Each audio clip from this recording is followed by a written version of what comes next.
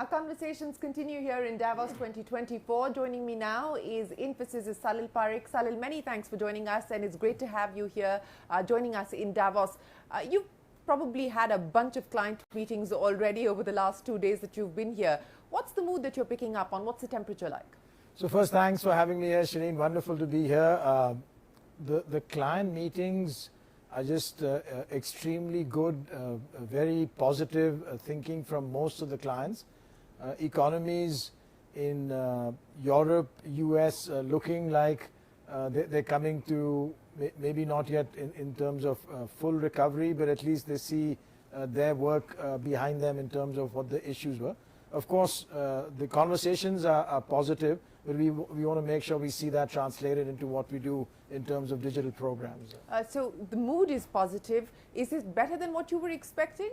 And what does that indicate in terms of their ability to go out there and spend? Because that has been the key concern.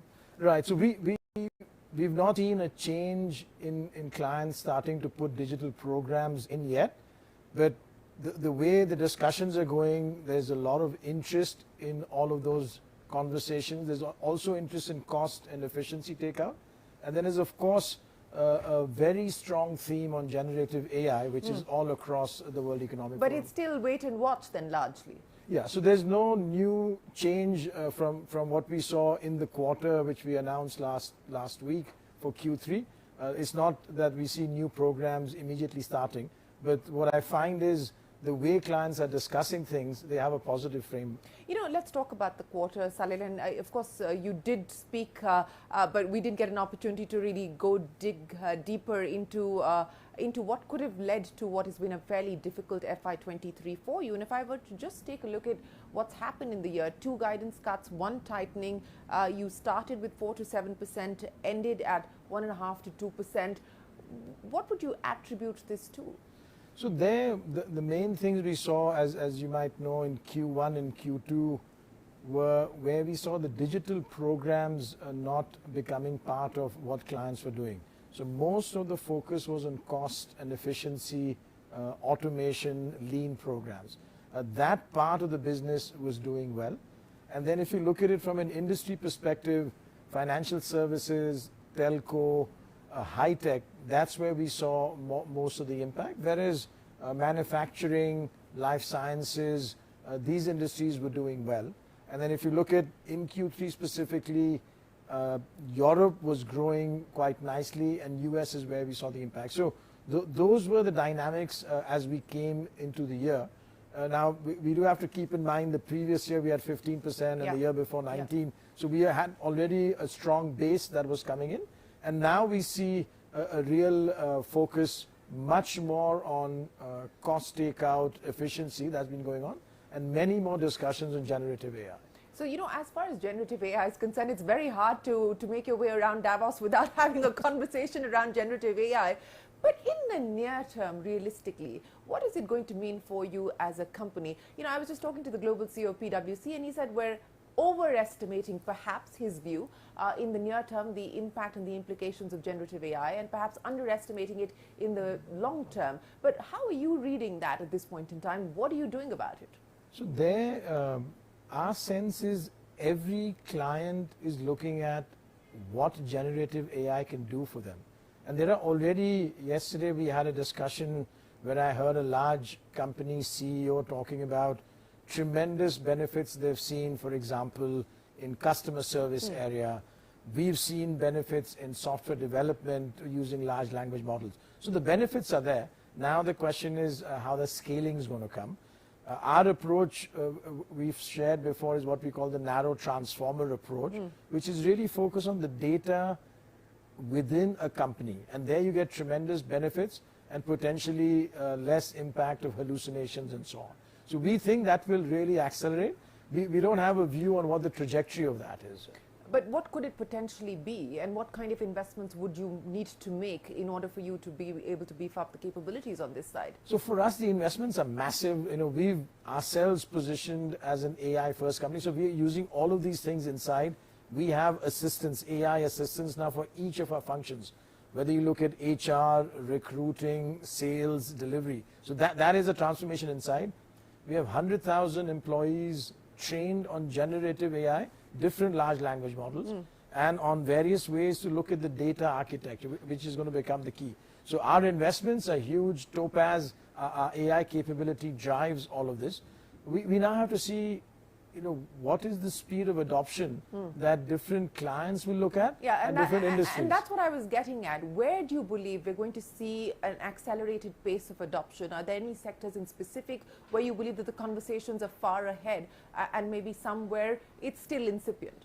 So here, the discussions are in each of the industries, but the overlay is still where clients are not spending on transformation programs. So my sense is what we were driving with digital transformation, with a cloud foundation, will be now enhanced with an AI or generative AI transformation. So when that, by industry, as people start to look at the ability to spend, this will start to come back. So if the mood is cautious, it's still wait and watch, and you believe that the spends will be largely on cost efficiency and not so much on the transformation kind of deals that you were hoping for.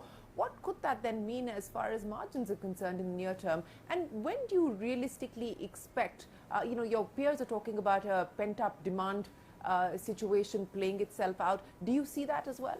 So a couple of things on that. First, on margin, we put in place several quarters ago a very comprehensive program on margin expansion. And that in part has given us the underlying strength of the margin even in Q3 and even as we go ahead. We've got detailed views on 5 pillars, various tracks, a big mobilization. So my sense is that is going to give us tremendous benefit. And in this sort of an environment... How would you quantify tremendous benefit in terms of margin expansion? It'll be quite large, is my sense, because the way we are working on it in an environment where cost efficiency for clients is paramount and where growth was not as visible, we've taken the opportunity to make our operations more efficient. So we see that as a real change in the way we're running the business.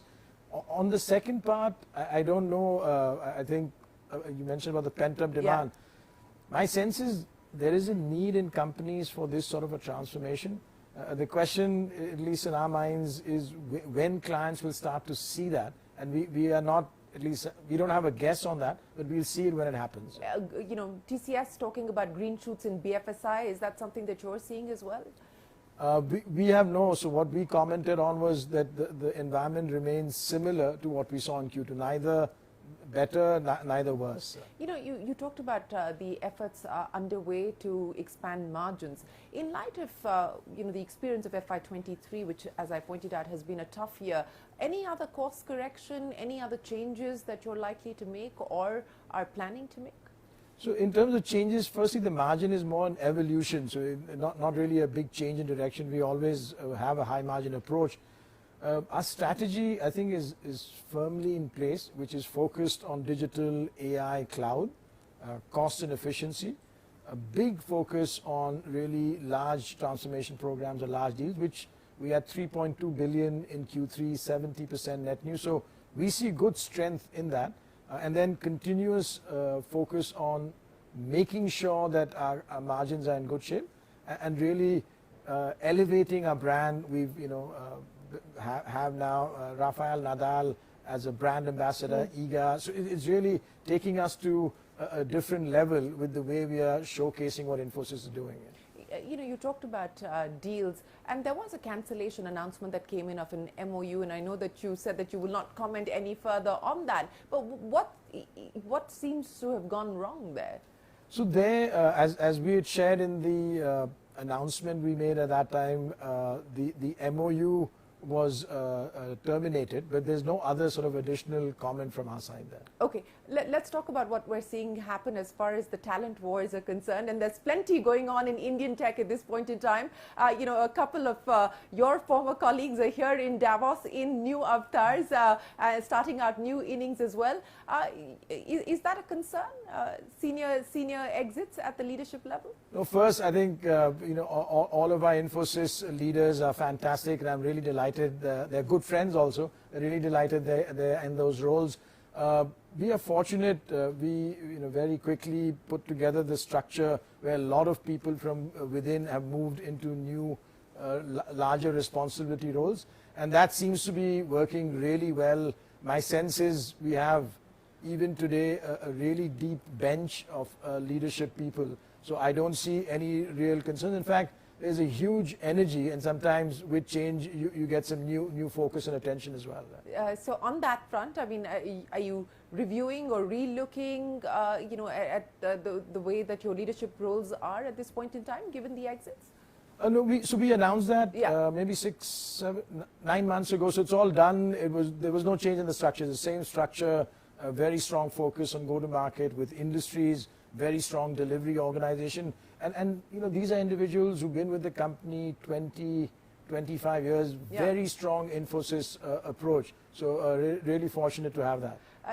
What is unusual, and it's playing out across different companies differently. We've got Wipro that's suing Jatin Dalal, and that matter is now in arbitration. We understand that you've written to Cognizant about a no poaching sort of informal agreement. What's going on as far as these talent wars are concerned?